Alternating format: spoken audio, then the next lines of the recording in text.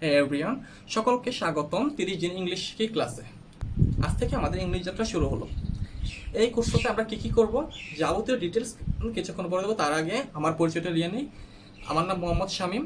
আমি বর্তমানে ডিপ্লোমাতে পড়ি। আমি 5th সেমিস্টারে কম্পিউটার ডিপার্টমেন্ট নিয়ে পড়তেছি। তো শুরু করা যাক, আমরা এই ক্লাসে কি করব। আজকে আমাদের class 1।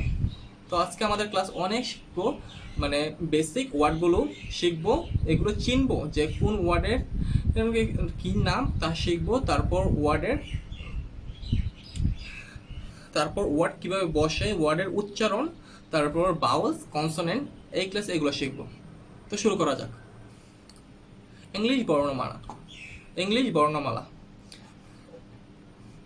A, B, C, D, E, F, G, H, I, J, K, L, M, N, O, P, Q, R, S, T, U, V, W, X, Y, Z. তো সবাই এই ওয়ার্ডগুলো ভালোভাবে মুখস্থ করে রাখো, যাতে পরবর্তীতে কোথাও এই ওয়ার্ডগুলো দেখলে সহজে চিনতে পারো। এখন আরো ভালোভাবে এটার উচ্চারণ আমরা শিখি। প্রতিটা লেটারের অক্ষরের উচ্চারণ কিভাবে, আমি সাথে সাথে ইংলিশের সাথে বাংলা দিয়ে দিচ্ছে। এখন এই জায়গা থেকে পড়তে সহজ হবে তোমাদের জন্য, তাই এইভাবে দিচ্ছি।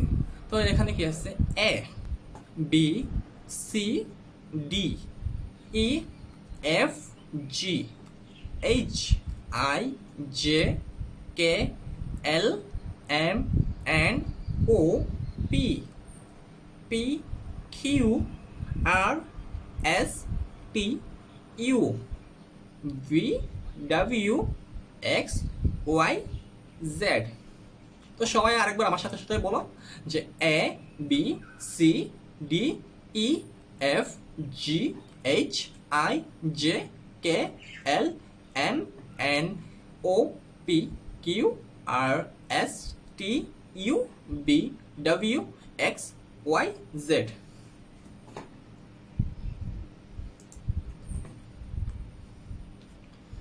তো এখন আমরা ওয়ার্ডগুলোর, যেমন ক্যাপিটাল লেটার, স্মল লেটার, মানে বড় হাতের এবং ছোট হাতের অক্ষরগুলো একবার দেখব, তারপর পরবর্তী ধাপে যাব। তো দেখে নিই,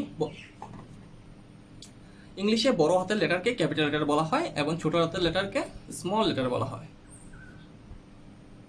চলুন একবার দেখি।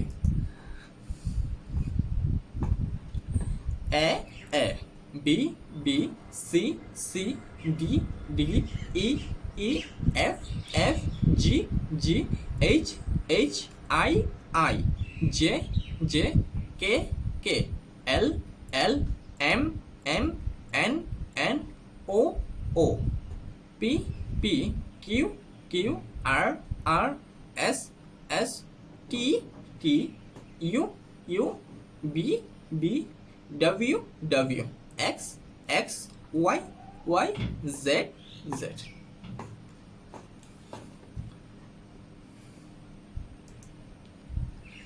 তো এখন আমরা ইংলিশে সব থেকে ইম্পর্টেন্ট জিনিসটা শিখবো, বাউলস অ্যান্ড কনসোনেন্ট। কারণ পুরো ইংলিশে এই বাউলস আর কনসোনেন্ট ছাড়া কিছু কল্পনাই করা যায় না। তো আগে আমরা দেখে নিই এখন বাউলস এবং কনসোনেন্ট কাকে বলে। এখানে আমাদের জানতে হবে ইংলিশ ভাষাকে দুই ভাগে ভাগ করা যায়, একটা হলো বাউলস, একটা হলো কনসোনেন্ট। বাউলসের মধ্যে আছে এ, ই, আই, ও, ইউ, আর কনসোনেন্টে আছে বাকি সবগুলো, মানে এ, ই, আই, ও ছাড়া যা কিছু আছে তাই কনসোনেন্ট।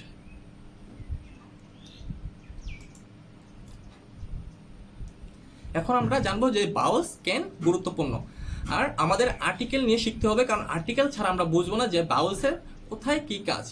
তো আগে আর্টিকেল সম্পর্কে আমরা ধারণা নিয়ে থাকি।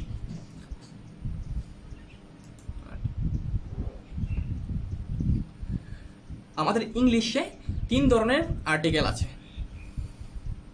একটি হলো এ, দুই হলো এন, এ এন এন, পরেছে দা, টি এইচ ই, দা।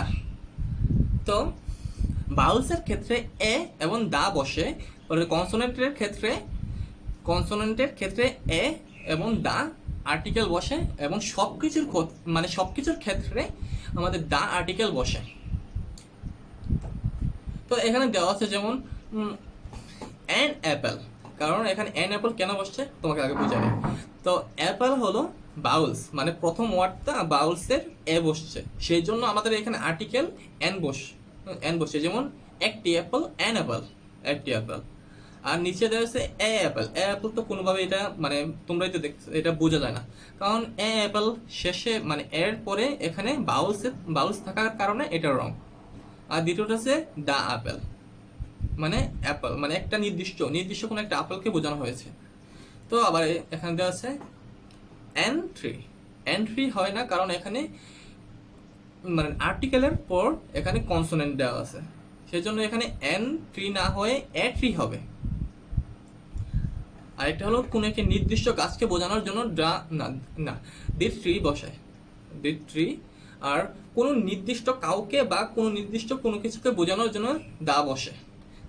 যেমন দ্য মানে the tall man, the car is red, মানে একটা মানে গাড়িটা লাল, করেছে আপেলটা অনেক মিষ্টি, দ্য আপেল ইজ মিষ্টি।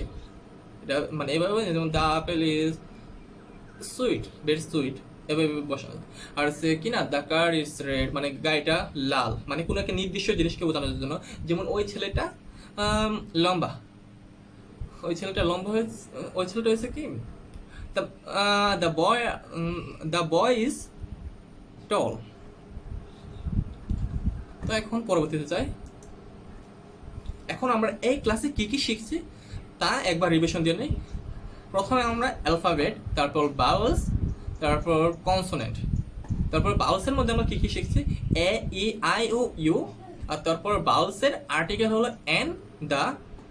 একটা এক্সাম্পল দেওয়া আছে, যেমন অ্যান অ্যাপেল, আর একটা আরেকটা হলো দা অ্যাপেল। আর কনসোনেন্টে আমরা কি শিখছি, মানে এ ই আই ও ছাড়া বাকি যা কিছু আছে তাকে কনসোনেন্ট বলা হয়। আর কনসোনেন্টের আর্টিকেলে বসে এ, দা। আর কনসোনেন্টের একটা উদাহরণ হলো a tree R the tree. এখন আমরা ফনিক্স সম্পর্কে জানবো, যে ফনিক্সটা কি, এটা কোথায়, এটার কাজ কোথায়, আর কিভাবে এটা শিখবো।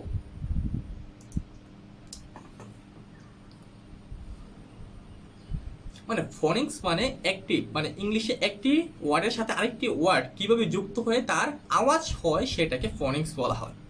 যে আমরা একটা মানে যেমন একটা ওয়ার্ডের সাথে আরেকটা ওয়ার্ড সংযুক্ত করলে যে আওয়াজটা হয় তাকে ফনিক্স বলা হয়। যেমন বি এর সাথে এ যোগ করলে মানে বা, যেমন এল এর সাথে ই বসলে লে, টি এর সাথে এ বসলে টা। তারপর এখন ফনিক্সের কিছু উদাহরণ দেখে নিই ভালোভাবে।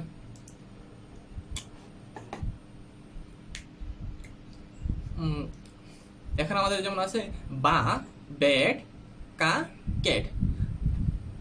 পরে ডা, ডেট।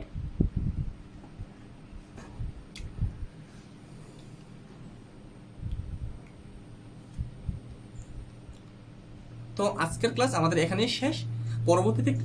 পরবর্তী ক্লাসে আমরা সম্পূর্ণ যেমন এইটার মানে বাউল সম্পর্কে আরো কিছু জানবো। তারপর বাউলসটা শেষ হলে পুরোপুরি, আর ফনিক্সের ব্যবহার শেষ হলে পরবর্তী থেকে আমরা একটা ওয়ার্ডের সাথে আরেকটা ওয়ার্ড কিভাবে সংযুক্ত করতে হয় ওইটা শিখবো।